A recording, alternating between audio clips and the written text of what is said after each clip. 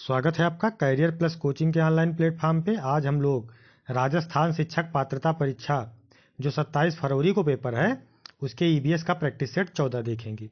आप लोगों का एडमिट कार्ड आ चुका है। आप लोग अपना एडमिट कार्ड देख लें और आने जाने की सुनियोजित व्यवस्था कर लें, वहाँ रुकने की व्यवस्था कर लें, जाके इत्मीनान से पेपर दें। ठीक है, कल एडमिट कार्ड आया है, लगभग सभी लोगों ने अपना एडमिट कार्ड देख लिया होगा।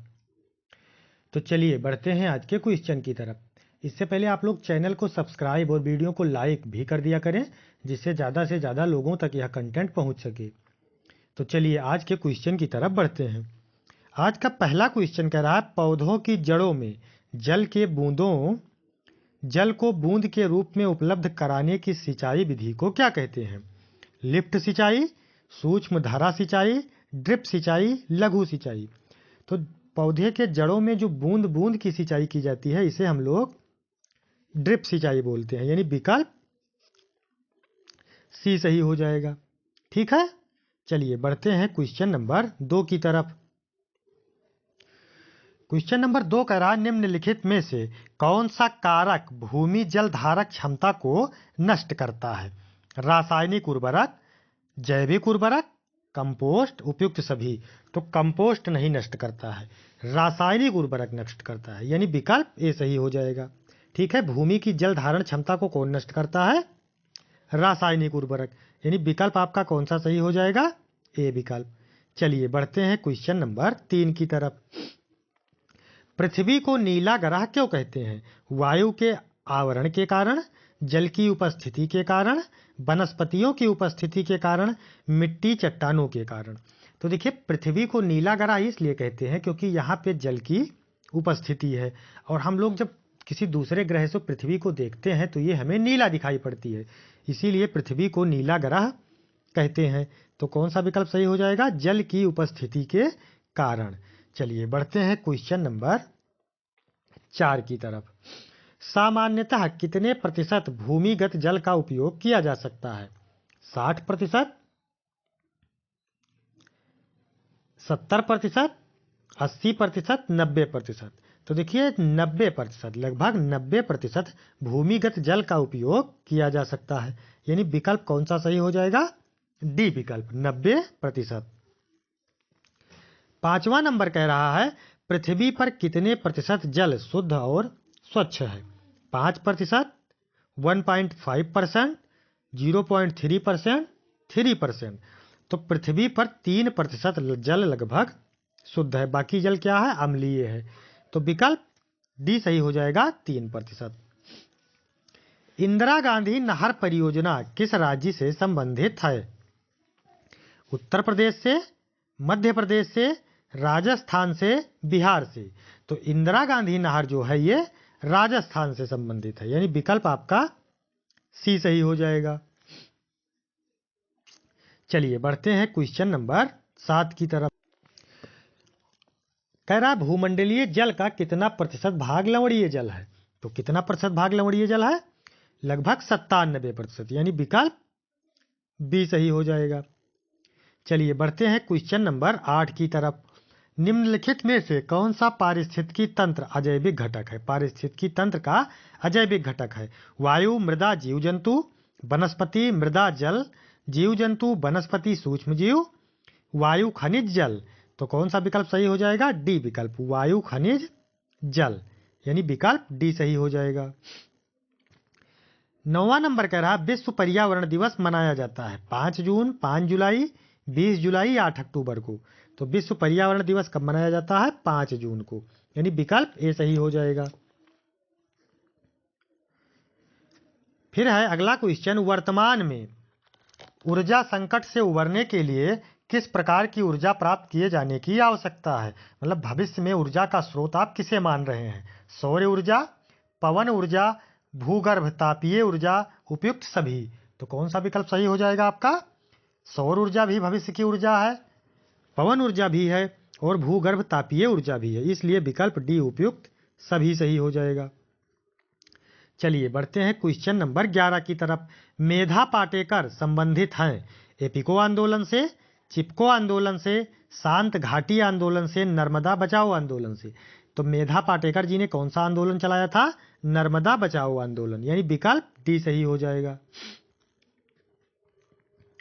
भारत में पर्यावरण जागरूकता के दृष्टिकोण से चलाए गए प्रमुख आंदोलन हैं। एपिको आंदोलन किससे कह रहा? पर्यावरण जग की दृष्टिकोण से, पर्यावरण जागरूकता के दृष्टिकोण से। तो एपिको आंदोलन, नर्मदा बचाओ आंदोलन, शांत घाटी आंदोलन। शांत घाटी कहाँ है? केरल में है, ठीक है। और एपिको आंदोलन भी केरल में चलाया गया था। तो एपिको आंदोलन भी चलाया गया था पर्यावरण की जागरूकता के दृष्टिकोण से, नर्मदा बचाओ भी है, शांत घाटी भी है, इसलिए विकल्प डी यानी उपयुक्त सभी सही हो जाएगा।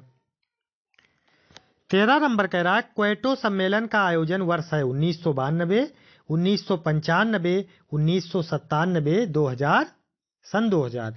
तो देखिए ये क्वेटो सम्मेलन जो है ये जापान के क्वेटो नामक शहर में हुआ था, इसीलिए इसको क्वेटो सम्मेलन भी कहते हैं। ये जलवायु परिवर्तन से संबंधित एक सम्मेलन हुआ था। क्वेटो सम्मेलन किससे संबंधित है? जलवायु परिवर्तन से। और ये कब हुआ था? 11 दिसंबर 1997 को, यानी विकल्प आपका सी 1997 सही हो जाएगा। फिर कह रहा विश्व तापमान में वृद्धि यानी ग्लोबल वार्मिंग का दुष्परिणाम क्या है? वर्षा की कमी, जलवायु में परिवर्तन, सूखा, अकाल व बाढ़, उपयुक्त सभी। तो ग्लोबल वार्मिंग से सारी घटनाएं होती हैं, सूखा भी आता है, वर्षा की कमी भी होती है, जलवायु में परिवर्तन भी हो रहा है, बाढ़ जैसी स्थिति भी आ रही है, यानी उपयुक्त सभी, विकल्प डी सही हो जाएगा। 15 नंबर कह रहा है वर्षा जल का पीएच मान कितना होने पर इसे अम्लीय वर्षा कहते हैं? देखिए वर्षा जल का, सामान्य वर्षा जल का पीएच मान कितना होता है? 5.6, ठीक है। और अम्लीय वर्षा का पीएच मान कितना होता है? 4.2 से 4.4 तक होता है, ये ध्यान रखिएगा। अम्लीय वर्षा का पीएच मान कितना होता है? अम्लीय वर्षा यानी एसिड रेन,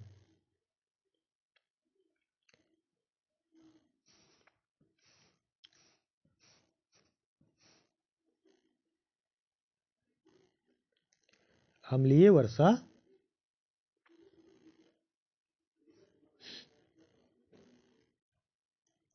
अम्लीय वर्षा का पीएच कितना होता है? 4.2 से 4.4 के बीच होता है। और सामान्य वर्षा का पीएच कितना होता है?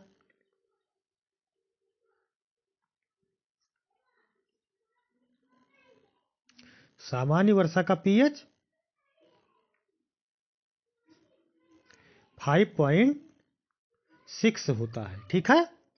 अब आपसे विकल्प दिया है 5 पॉइंट यानी 5.6 से कम, 7 पॉइंट से कम, 0 से कम, 10 से कम।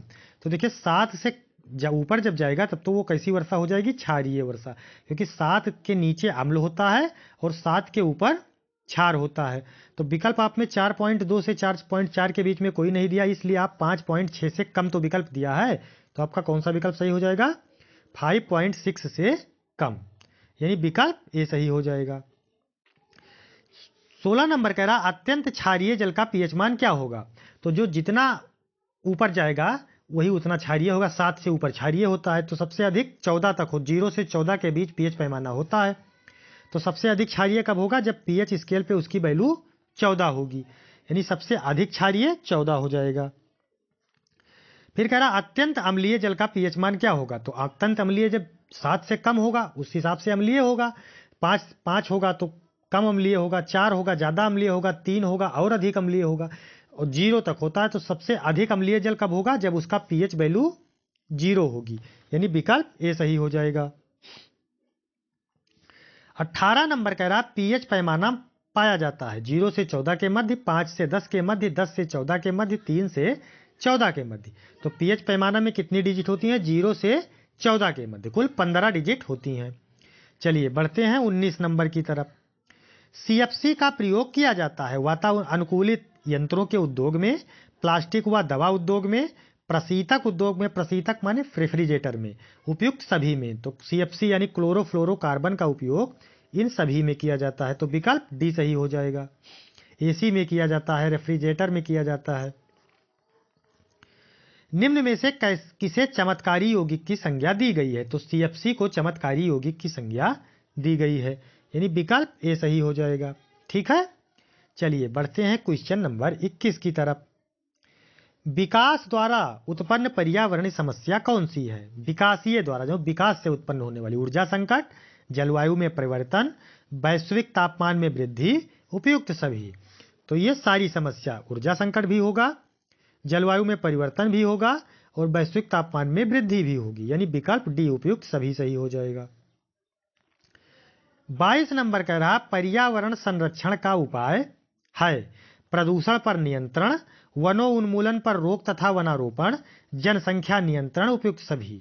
क्योंकि उपयुक्त सभी विकल्प दिया है इसलिए हम लोग उपयुक्त सभी को सही करेंगे, क्योंकि प्रदूषण पर नियंत्रण करेंगे तभी पर्यावरण का संरक्षण होगा, वनारोपण से तो होगा ही, या वनों का कटान रोकेंगे तब भी होगा, जनसंख्या नियंत्रण से भी होगा, इसलिए विकल्प डी यानी उपयुक्त सभी सही हो जाएगा। चलिए बढ़ते हैं क्वेश्चन नंबर 23 की तरफ। ओजोन ह्रास के लिए उत्तरदायी हरित गृह गैसों का सर्वाधिक उत्पादन करने वाला देश कौन सा है? ओजोन ह्रास, ओजोन ह्रास किससे होता है? सीएफसी और सीएफसी से होता है। ठीक है, तो सबसे ज्यादा ये उत्सर्जन कौन सा देश करता है? जापान, यानी विकल्प कौन सा सही हो जाएगा आपका? ए विकल्प जापान। ठीक है, चलिए बढ़ते हैं क्वेश्चन नंबर 24 की तरफ। ओजोन गैसें पाई जाती हैं 10 किलोमीटर की ऊंचाई पर, 60 किलोमीटर की ऊंचाई पर, 30 से 60 किलोमीटर की ऊंचाई के मध्य, उपयुक्त में से कोई नहीं। तो देखिए ओजोन गैसें जो हैं ये 10 किलोमीटर से लेकर 50 किलोमीटर की ऊंचाई तक समताप मंडल में पाई जाती हैं। तो विकल्प आप में सबसे अच्छा ये 10 किलोमीटर की ऊंचाई पर दिया है, यही विकल्प सी सही हो जाएगा, क्योंकि 30 से 60 किलोमीटर की ऊंचाई के बीच दिया है। ठीक है, इसलिए विकल्प सी सही हो जाएगा। चलिए बढ़ते हैं क्वेश्चन नंबर 25 की तरफ। ओजोन गैसों का सर्वाधिक सघनता मिलती है भूमध्य रेखीय क्षेत्रों में, शीतोष्ण क्षेत्रों में, शीत क्षेत्रों में, सभी क्षेत्रों में समान रूप से। तो ओजोन गैसों की सर्वाधिक सघनता कहाँ मिलती है? भूमध्य रेखीय क्षेत्रों में, शीतोष्ण क्षेत्रों में, शीत क्षेत्रों में। तो ओजोन गैसों की सर्वाधिक सघनता जो है ये भूमध्य रेखीय क्षेत्रों में मिलती है, और सर्वाधिक विरलता नष्ट कहाँ होती है? ध्रुवीय क्षेत्रों में। ठीक है, इसीलिए कहा जाता है कि ध्रुवों पर ओजोन में छिद्र हो गया है। आप लोगों का एडमिट कार्ड आ चुका है और आप लोग अपना एडमिट कार्ड देखें, और जिन जिनका सेंटर जयपुर में हो वो लोग कमेंट में जरूर बताएंगे कि मेरा सेंटर जयपुर है। ठीक है, बाकी आप लोग चैनल को सब्सक्राइब और वीडियो को लाइक अवश्य कर दिया करें, जिससे ज़्यादा से ज़्यादा लोगों तक यह कंटेंट पहुंच सके। धन्यवाद, मिलते हैं नेक्स्ट सेशन में।